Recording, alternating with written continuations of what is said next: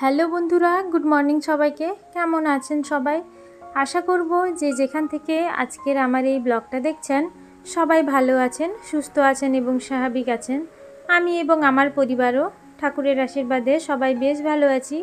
আজকে একেবারে সকাল থেকেই আপনাদেরকে সাথে নিয়ে আমার ব্লগটা শুরু করছি। তো সকালবেলা ঘুম থেকে ওঠার পরে ভাবলাম আজকে একটু সবার জন্য জুস বানাই। প্রচণ্ড গরম তো ওই জন্য জুসটা সকাল সকাল বানিয়ে নিচ্ছি। এত সকালে হয়তো কেউ খাবে না, কিন্তু বানিয়ে রাখছি। আর এর আগে আমি দুপুরবেলা করে বানাতাম, তো বিকেলের দিকে কেউ অতটা খেতে চাইতো না, ভাত খেতে অনেকটা দেরি হয়ে যায় আমাদের ঘরে যেহেতু, ওই জন্য বিকেলের দিকে কেউ আর অতটা খেতে চাইতো না। ওই জন্য আজকে ভাবলাম যে সকালবেলা একটু জুসটা বানিয়ে রাখি, যে যখন টাইম করে খেয়ে নেবে। আর এদিকে একটু চা বানিয়ে নিচ্ছি সকালবেলা। আসলে নিজেকে একটু হাইড্রেট আর ফ্রেশ রাখা অবশ্যই দরকার এই গরমের মধ্যে। নিজে যদি সুস্থ না থাকি তাহলে পরিবারের সকলকে দেখব কি করে। সব সময় যে অন্যের কথা ভেবে গেলে হবে তা নয়, কিছু কিছু সময় কিন্তু নিজেকেও নিয়ে একটু ভাবতে হবে, না হলে কিন্তু প্রচণ্ড মুশকিলে পড়তে হবে। নিজে যদি ভালো থাকি তাহলে অপরকে ভালো রাখতে পারবো, আর নিজে যদি সব সময় দুঃখ কষ্ট আর মনের মধ্যে অশান্তি নিয়ে থাকি তাহলে অন্যকে কিছুতেই ভালো রাখা যাবে না। এরপরে সকালবেলা জলখাবারের জন্য একটু রুটি বানিয়ে নিচ্ছি। তরকারিটা গতকালকে রাত্রের হয়েছিল, কিছুটা বেঁচে গেছে, ওটা দিয়েই খেয়ে নেবে। আর গতকালকে রাত্রে সিমুইয়ের পায়েসও বানিয়েছিলাম, সেটাও কিছুটা থেকে গেছিলো, তো সেগুলো দিয়েই সকালে জলখাবার হয়ে যাবে। সকালে সাধারণত ব্রেকফাস্ট বানানোর টাইম একেবারেই পাই না, কারণ সকালে প্রচণ্ড কাজকর্ম থাকে। আর যেদিন হয়তো সকালবেলা ঘুম থেকে উঠতে দেরি হয়ে গেছে সেদিন তো আর কোনো কথাই নেই, নিজের সকালের খাবারটাই খাওয়া হয় হয়তো 11টা সাড়ে 11টার দিকে। ছেলেকে খাওয়াতে হয়, তারপরে বাড়ির সমস্ত কাজকর্ম শেষ করতে করতে অনেকটাই সময় চলে যায়। গরমকালের সকাল তো কখন যে টাইমগুলো কেটে যায় ঠিক বোঝাই যায় না। আর বাড়ির কাজ মানে তো বুঝতেই পারছেন, একটার পর একটা চলতেই থাকে। প্রত্যেক দিন যতই গুছিয়ে গাছিয়ে সব কিছু রাখার চেষ্টা করি না, কিন্তু পরের দিন সেই এটা সেটা করতে করতেই ঠিক দেরি হয়ে যায়। আপনাদের সঙ্গে গল্প করতে করতে এদিকে আমার রুটিটা শাঁকা হয়ে গেছে। এই কদিন হলো একটু গরমটা কম পড়েছে, মানে সেরকম রোদের তেজ নেই, গরম তবুও আছে, একটা ভাবসা টাইপের গরম। কিন্তু ওই যে একবারে মানে গা হাত পা জ্বলে পুড়ে যাওয়ার মতো যে গরমটা কিছুদিন আগে ছিল সেটা নেই। মনে হচ্ছে 2-1 দিনের মধ্যে বৃষ্টি নামলেও নামতে পারে। সত্যি বৃষ্টি হলে কিন্তু সবাই একটু স্বস্তি পাবে, গাছপালা পশু পাখি থেকে শুরু করে মানুষজন তো অবশ্যই। রুটি করার পরে রান্নাঘরটাকে একটু ক্লিন করে নিচ্ছি, কারণ রুটি করার পরে সব সময় তো আটার গুঁড়োগুলো চারিদিকে পড়ে যেতে থাকে। তো ভাবছি যে এখানে একটা অ্যালুমিনিয়ামের ফয়েল এনে যদি গ্যাস বার্নারের উপরে মুড়িয়ে নেওয়া যায় তাহলে কিন্তু এই রোজগারের এই যে গ্যাস পরিষ্কার করার ঝক্কিটা আর থাকবে না। কিন্তু কি অসুবিধাটা হয় সেটা হচ্ছে যে এই যে নিরামিষ আমিষের ব্যাপার থাকে, আমাদের তো বাঙালি বাড়ি, তো ওই নিরামিষের দিন যদি আবার ওই অ্যালুমিনিয়ামের ফয়েলটা দেওয়া থাকে ওটাতে তো হবে না, ছোঁয়াছুঁই হয়ে যাবে। সেই জন্য আর ওটা সম্ভব হয় না, কিন্তু ওটা করলে খুবই সুবিধা হয়। প্রত্যেক সপ্তাহে যদি আমি একবার করে ওই ফয়েলটা মুড়িয়ে নিই গ্যাসটাকে, রান্না বান্না করলাম, তারপরে সপ্তাহের শেষে ওটাকে আবার চেঞ্জ করে দিলাম।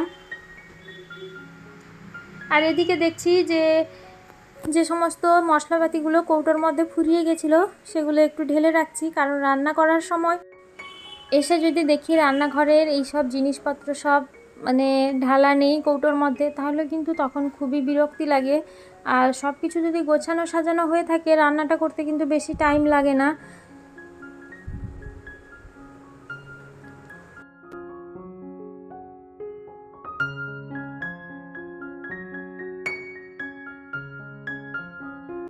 তাছাড়া এক সময় তো ঢালতেই হবে। আজকে যেহেতু সকালবেলা হাতে একটু টাইম আছে ওই জন্য ভাবলাম যে এগুলো কাজটা একটু গুছিয়ে একেবারে রান্নাঘর থেকে বেরিয়ে যাব, কারণ এগুলো করতে গেলে রান্নাঘরটা আবার নোংরা হবে। সকালবেলা করে যেহেতু প্রত্যেক দিন রান্নাঘরটা মুছি, সেই জন্য রান্নাঘরটা মোছার আগে এইগুলো একটু গুছিয়ে নিচ্ছি। যেদিন সকালবেলা তাড়াতাড়ি ঘুম থেকে ওঠা যায় সেদিন কিন্তু কাজগুলো পরপর নিজের মনের মতো করে গুছিয়ে নেওয়া যায়, কিন্তু মাঝখানে আমার ছেলে যদি ঘুম থেকে উঠে পড়ে তাহলে সেদিন কাজের পুরো 12টা বাজিয়ে দেয়, কারণ ও যদি সকালবেলা ঘুম থেকে উঠে পড়ে তাহলে ওর পিছনে মোটামুটি আধ ঘন্টা 1 ঘন্টা তো লাগবেই। তারপরে ওর যদি ঘুমিয়ে পড়লো তো ঠিক আছে, আর যদি না ঘুমায় তাহলে তো ওর নানা রকমের বায়না শুরু হয়ে যায়, আর আমি যে কাজটা করব সে তো সাথে সাথেই আমার পেছন পেছন ঘুরতেই থাকে, আর আমার কাজগুলো পুরো একেবারে বিগড়ে দেয়।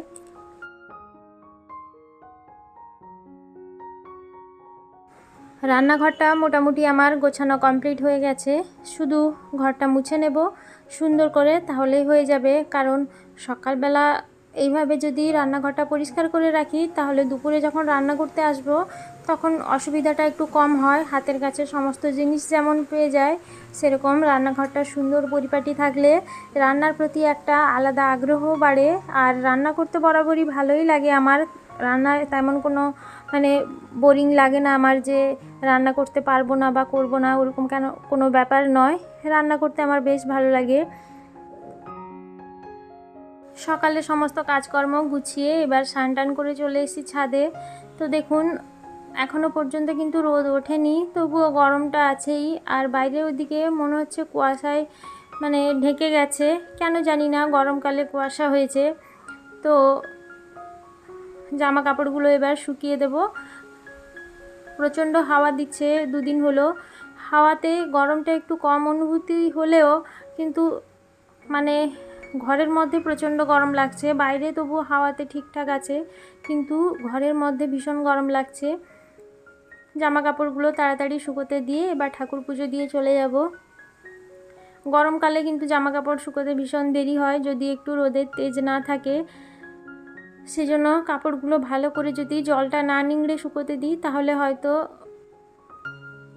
শুকোতে যেমন দেরি হবে, সেরকম রোদের যদি তেজটা বেশি থাকে তাহলে জামা কাপড়ের রঙটা উঠে যাওয়ার সম্ভাবনা থাকবে। যতক্ষণ রোদের মধ্যে পড়ে যাবে ততক্ষণ কিন্তু জামা কাপড়গুলো ডিসকালার হয়ে যেতে পারে, ওই জন্য ভালো করে একেবারে নিংড়ে নিয়ে শুকোতে দিয়ে দিচ্ছি। আর ছেলের এই ফুল হাতা জামা আর প্যান্টগুলো থেকে গেছিলো, ভাবছি এগুলোকে ধুয়ে রেখে দেব, কারণ অযথা যে জিনিস জামাপত্রগুলো পড়ে আছে সেগুলো বেকার বেকার শুধু শুধু জায়গাগুলো দখল করে আছে। রেগুলার যেসব জিনিসপত্র যেখানে রাখা হয় ভাবছি এগুলোকে কমিয়ে দেব একটু, কারণ এই গরমের মধ্যে এগুলো তো দরকারই নেই। যখন খুব বৃষ্টি হবে, একটু ঠান্ডা ঠান্ডা ভাব হবে, তখন না হয় এগুলোকে বের করব।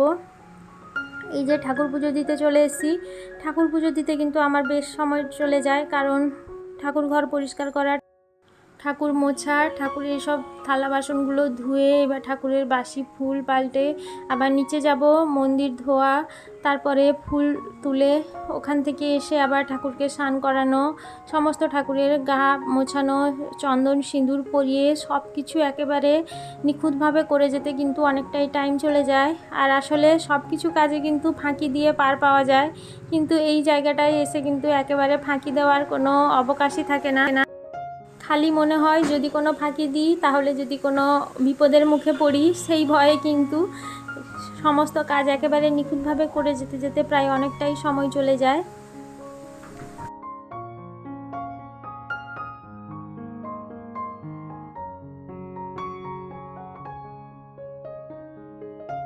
আসলে কাজ তো প্রত্যেক দিন একই থাকে, এই সংসারের কাজ কিন্তু একই রকম কাজ করতে কোনো রকম একঘেয়েমি লাগে না, বরং এটা করে আনন্দ পাওয়া যায়, এবং নিজের কাজগুলো সম্পূর্ণই নিজে করলে কিন্তু সেটা আরও বেশি ভালো হয়।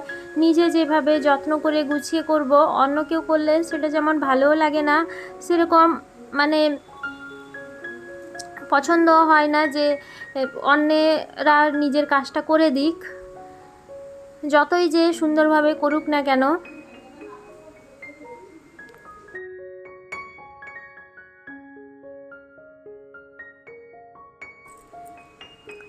এবার ঠাকুর ঘরের সমস্ত জোগাড় যন্ত্রগুলো করে এবার ঠাকুরকে স্নান করিয়ে দেব। গোপালকে স্নান করিয়ে গা মুছিয়ে গোপালের জামা গয়না সব পরিয়ে এবার সমস্ত ঠাকুরের গা মুছিয়ে চন্দন সিঁদুর লাগিয়ে দেব। তারপরে ঠাকুরকে খেতে দিয়ে তুলসীতে জল দিয়ে তারপরেই আমার ঠাকুর পুজো শেষ হবে। যতই তাড়াতাড়ি করার চেষ্টা করি না কিন্তু এই কাজটা কিন্তু আমি একেবারেই তাড়াতাড়ি শেষ করতে পারি না। এভাবেই চলে আমার প্রত্যেক দিনকার রুটিন। অন্য সবার কাছে এই কাজগুলোকে একঘেয়েমি মনে হলে আমি কিন্তু এটা আনন্দের সহিত করি এবং এগুলোকে আমার প্রত্যেক দিন করতে হবে এবং এটা আমার কাজ বলেই আমি সম্পূর্ণ ভালোবেসে কাজগুলোকে করে যাই। যতক্ষণ পারি ততক্ষণ তো কাজ করতেই থাকি। তার মাঝখানে যখন একটু সময় পাই বলতেই ধরুন ছেলেকে খাওয়াচ্ছি কিংবা ওকে ঘুম পাড়াতে নিয়ে এসেছি, সেই সুযোগের মধ্যে আমি ভিডিও এডিট করা, ভিডিও থাম্বনেল সেটিং করা কিংবা টাইটেল ট্যাগ লাগানো এইসব কাজগুলো করতে থাকি। তার মাঝে মধ্যে তাড়াহুড়ো বশত ভুল ভালো অনেক সময় হয়েও যায়। আসলে যে কোনো কাজ করতে গেলে অবশ্যই ধৈর্য, সময় খুবই প্রয়োজন। আর তাড়াহুড়ো করলে যে কোনো কাজই সেটা কিন্তু ভালো হয় না। কিন্তু কি করব, কিছু করার নেই। রাত্রেবেলা যখন সম্পূর্ণ নিজে একা থাকি তখন মনে হয় যে এই সময়টাই শ্রেয় হবে যে বাড়তি কাজটা করার জন্য। কিন্তু বিছানায় আসতে না আসতেই আমার যে কীভাবেই চোখটা বন্ধ হয়ে আসে তা আমি বুঝতেই পারি না। আর সকালবেলা যখন ঘুমটা ভাঙে তখন মনে হয় যেন সে যে কিভাবে আতঙ্কের মধ্যে আমি উঠে পড়ি সেটা বলার ভাষা নয়। মনে হয় কালকে রাত্রে ঘুমিয়ে পড়লাম তো ভিডিওটা যেহেতু আমি এডিট করতে পারলাম না, তাহলে আমি পরের দিনকে ভিডিওটা কিভাবে দেব, কিংবা পরের দিনকে ভিডিওটা এডিট করতে গেলে কিন্তু আমার তখন আর ভিডিওটা তো আর শ্যুট করা হয় না, তখন খুবই অসুবিধে হয়। এদিকে ঠাকুর পুজো হয়ে গেছে, রান্নাঘরে চলে এসেছি। এদিকে ভাত আর ভাতের মধ্যে আলু সেদ্ধ দিয়ে দিয়েছি, আর এদিকে ডালটা বসিয়ে দিয়ে গেছিলাম ছেলেকে খাওয়াতে, তো এসে দেখি ডালটাও সেদ্ধ হয়ে গেছে। আর আজকে বানাবো হচ্ছে শুক্তোর জন্য এখানে সমস্ত সবজিগুলোকে আমি কেটে নিয়েছি, আর এদিকে সমস্ত মশলাপাতিও রেডি করে নিয়েছি। বড়িটাও ভাজা হয়ে গেছে। বাঙালি বাড়ি কিন্তু নিরামিষ দিনে শুক্তো খেতে কিন্তু ভীষণই পছন্দ করে। আমারও শুক্তো খেতে বেশ ভালো লাগে। যে কোনো বাঙালি বাড়ির অনুষ্ঠান হোক না কেন, শুক্তো যেন পাতে না থাকলেই কেমন যেন লাগে। নিরামিষ দিনে তো ভীষণই ভালো লাগে শুক্তো। তো এদিকে উচ্ছেগুলোকে ভেজে তুলে নিলাম। এরপর ওই তেলের মধ্যে আমি দেব রাঁধুনি আর 5 ফোড়ন, আর দেব কয়েকটা লঙ্কা, কাঁচা লঙ্কা, শুকনো লঙ্কা, যে যেমন খেতে পছন্দ করেন দিতে পারেন। আর ওর মধ্যে এবার লম্বা লম্বা করে কেটে রাখা আলুগুলোকে প্রথমে দিয়ে ভেজে নেব। আলুগুলো যেহেতু ভাজতে একটু টাইম লাগবে ওই জন্য প্রথমে আলুটা একটু দিয়ে ভাজবো, তারপরে একে একে সমস্ত সবজি দিয়ে সমস্ত সবজিটাকে ভেজে নেব। সজনে ডাঁটাটা একবারে লাস্টে দেব, কারণ সজনে ডাঁটা বেশি ভাজতে নেই, তাহলে তেতো হয়ে যায়। কাঁচকলা, বেগুন, পেঁপে, আলু সমস্ত সবজি দিয়ে সুন্দর করে ভেজে নিয়ে তারপরে রান্না করব। এটা কিন্তু খেতে বেশ ভালো লাগে। আবার সেদ্ধ করেও অনেকে করেন, কিন্তু তার থেকে যদি এইভাবে ভেজে নিয়ে সবজিগুলোকে রান্না করা যায় তাহলে কিন্তু তার টেস্টটা একটা অন্যরকম হয়। লবণ আর হলুদ দিয়ে ভালো করে এটাকে একদম গ্যাসের ফ্লেমটিকে লো করে আস্তে আস্তে করে ভেজে নেব। এবার ওর মধ্যে একটু আদা বাটা দিয়ে আদা বাটাটার সাথেও সবজিগুলোকে ভালো করে কষিয়ে নেব।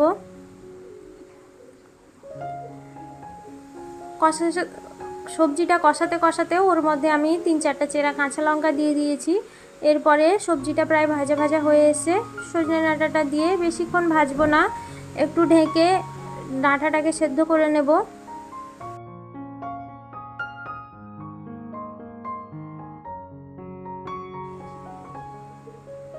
সবজিগুলো ভাজা হয়ে গেছে, এবার ওর মধ্যে আমি জল দিয়ে দেব।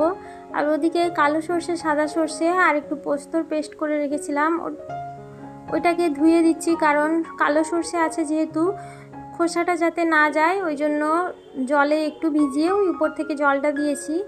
সবজিগুলো সেদ্ধ হয়ে এলে উপর থেকে একটু বড়ি যে ভেজে রেখেছিলাম ওটাকে একটু হাত দিয়ে ভেঙে দিয়ে দেব। এই যে দেখুন সবজিগুলো প্রায় সেদ্ধ হয়ে এসছে। এবার নামানোর আগে একটু ওর মধ্যে দুধ দিয়ে দেব, আর একটু দেব সামান্য ঘি। আর এখানে আমি রাঁধুনি, 5 ফোড়ন আর শুকনো লঙ্কা একসঙ্গে ভেজে শুকনো খোলায় গুঁড়ো করে রেখেছিলাম, এবার ওটা মিশিয়ে দিয়ে নামিয়ে নেব। এভাবে একবার রান্না করে দেখবেন, খেতে কিন্তু বেশ ভালো লাগে।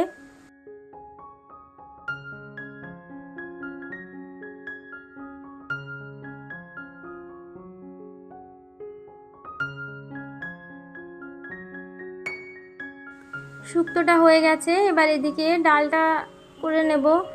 বন্ধুরা, আমার ব্লগ আপনাদের কেমন লাগলো অবশ্যই আমাকে কমেন্ট করে জানাবেন। আর আমার ব্লগ যদি আপনাদের ভালো লেগে গিয়ে থাকে তাহলে একটা লাইক দিয়ে দেবেন, আর